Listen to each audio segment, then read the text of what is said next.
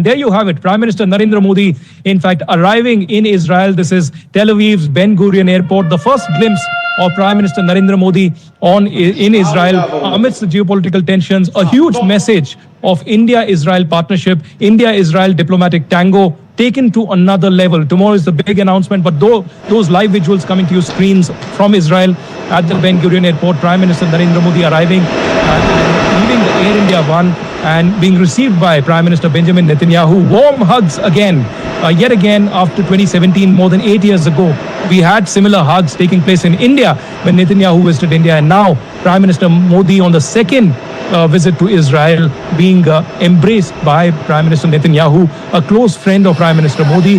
And next 2 days will have hectic diplomacy, but those visuals of a lot of color, a lot of vibrant energy between these two leaders. We have the First Lady Sara also talking to Prime Minister Narendra Modi. They are greeting the Prime Minister. In a few minutes from now, there will be an informal meeting between these leaders. But those live visuals coming on your screens right now on NDTV of Prime Minister Narendra Modi being received by Prime Minister Netanyahu and Sara Netanyahu. And now they are walking towards the other leaders who are present there. There are some pictures that are happening. A live video, of course, coming from the Ben Gurion airport. Prime Minister also interacting with JP Singh, India's ambassador to Israel. And of course, Ruben Azar, Israel's ambassador to India. Both the ambassadors welcoming the Prime Minister. There are senior leaders from the IDF and the Ministry of Defense from Israel also now welcoming the Prime Minister to Israel. The official welcome ceremony taking place at the Ben Gurion airport in Tel Aviv. As this moment, as Prime Minister, there's a laugh and a little banter taking place between these leaders as they walk the red carpet as Prime Minister Narendra Modi is received. Indeed, and that's, I want to rope in Vishnu right there. This is a reset in terms of red carpet protocol, and I think that's the most significant aspect of it. There is symbolism, there is optics, but there's also now this relationship that's anchored by a significant leap that has taken place in terms of collaboration and intent from both sides. It's not unusual. We've seen the Prime Minister reach out to foreign leaders. We've seen foreign leaders reach out to Prime Minister Modi. There is a personal equation between Prime Minister Netanyahu and Prime Minister Modi. They often, tweet messages to one another, particularly when there are events which are critical or events which impact the countries.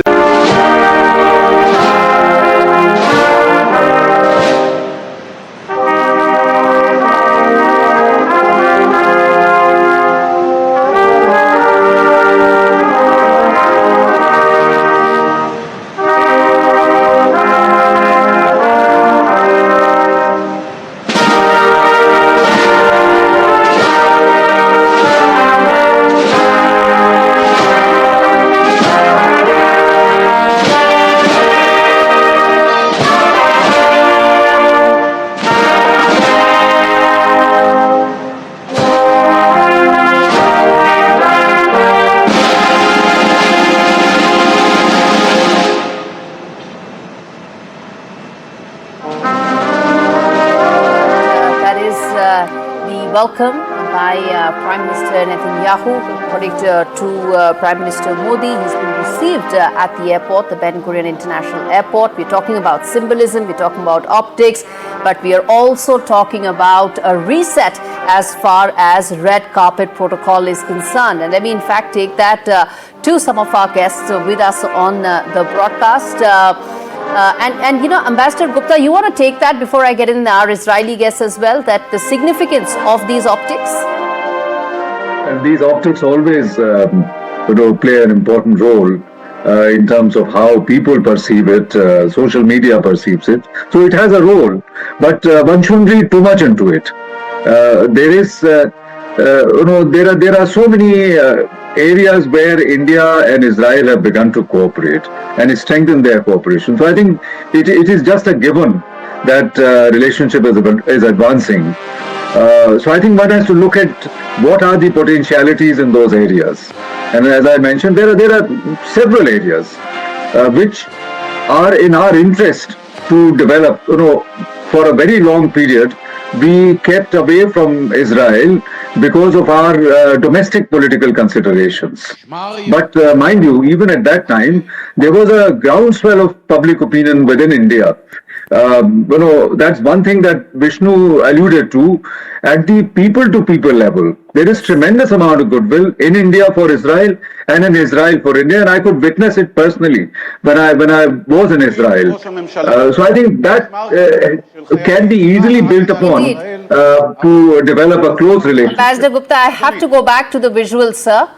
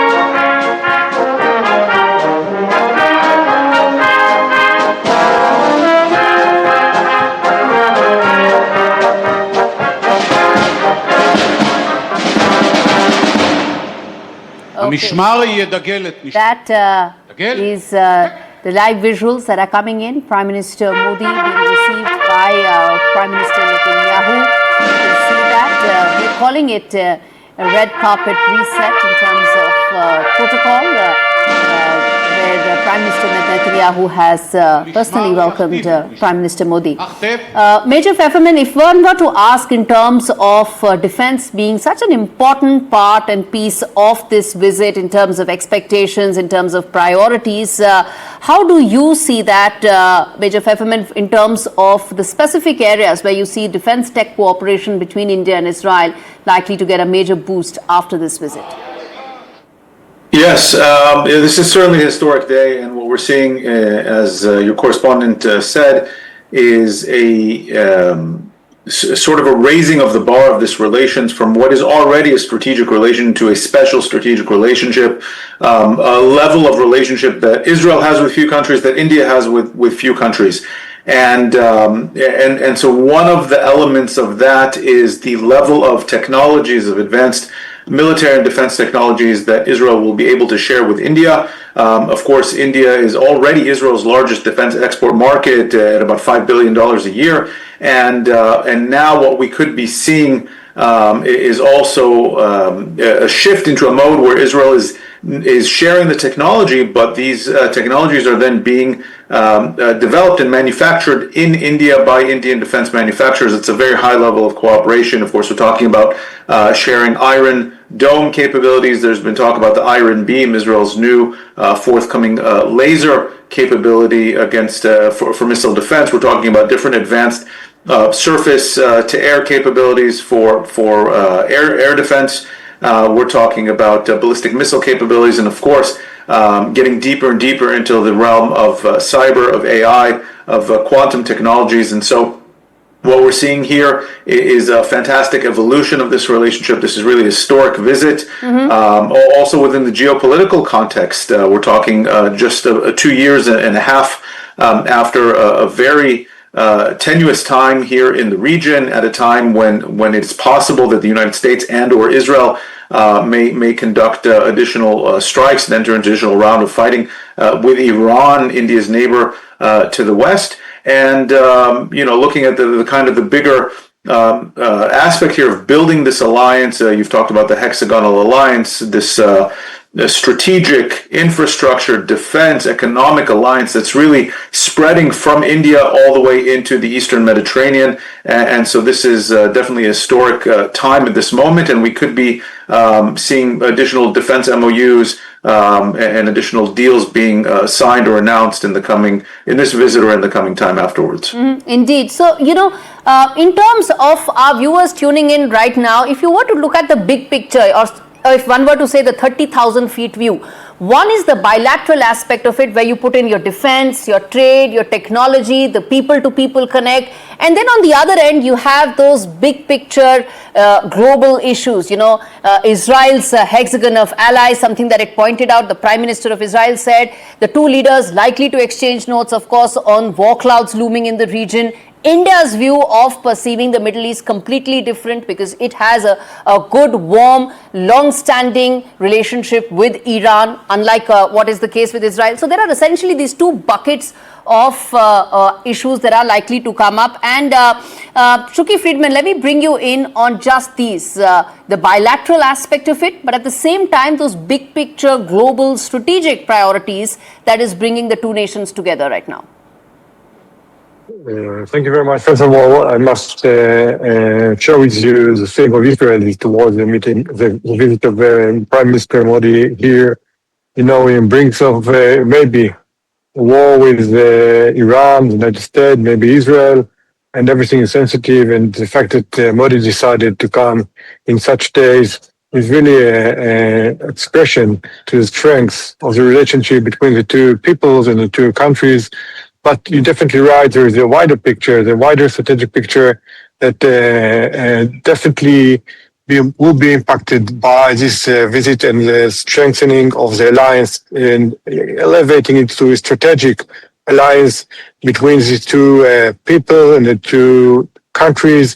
You have mentioned before the potential on defense field, but there are also much more to do together. And there is a strategic partnerships that have been shaped through the recent years, through the Arab Accord, and then the I2, U2, and then the corridor that should go through Israel from India to Europe. So the alliance and strategic partnership is not just about buying or selling or sharing technologies and maybe supporting each other in developing the next stage of capabilities in different fields, but also a way to color the region and to strengthen the ability of the two people to express power and to be able to be part of the larger alliance, aiming to be strong against other that's trying to street India and also Israel.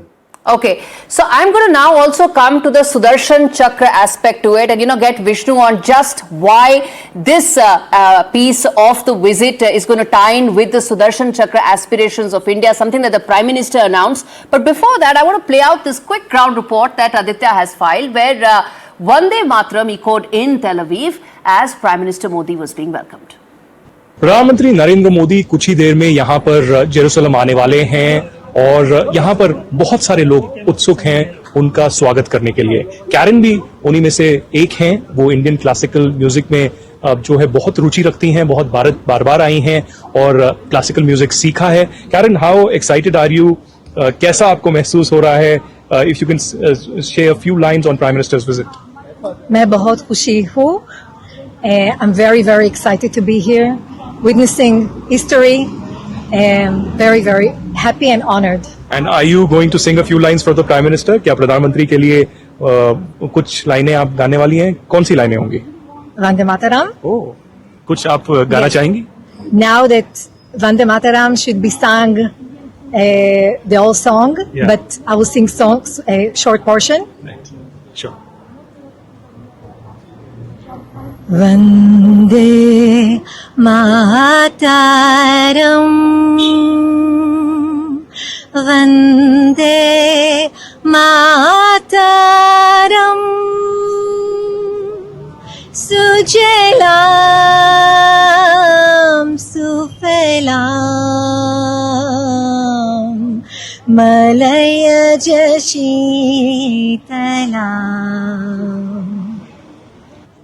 Must say I had goosebumps, and this is so soulful and Thank very powerful. Thank you very much for this.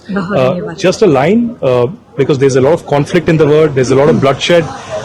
Any message for peace through your singing as well? A couple of lines on that. Yes, I will sing the peace mantra. Yeah. Om Sarva Bhavantu Sukhinah Sarve Santu.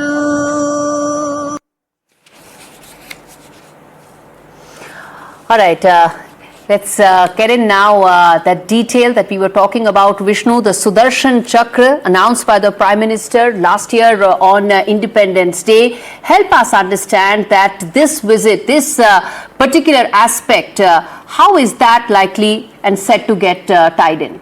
So I'll give you the 4-minute version because I could as easily give you the 40-minute version.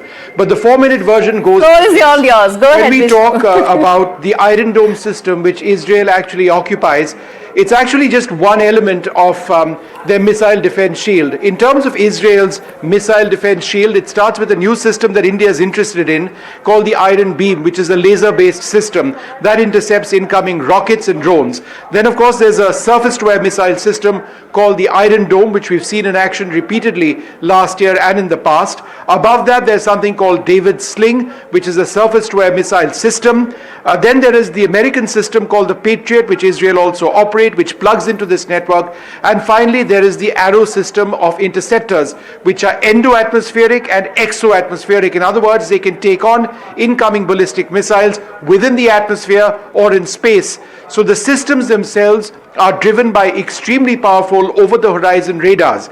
Now, what our panelists over here may not refer to, particularly the ambassador, but I have no problem in telling you, is that it was Israel which several years back transferred a couple of extremely important radar systems called the Green Pine radar system to India. That forms the bedrock of India's own missile defense system. We have since worked on these radars, which are over-the-horizon radars, which can actually pick up targets or incoming ballistic missiles from hundreds of kilometers away, and then it feeds this data onto surface-to-air missiles, which India operates. Some legs of India's Sudarshan Chakra or its missile defense shield already incorporate Israeli missiles, but they also incorporate other missiles. In terms of Israeli surface-to-air missiles that we already operate, there is something called the Spider, there is the MR-SAM, which will become the LR-SAM. It's based on the Barak missile system, which Israel also uses.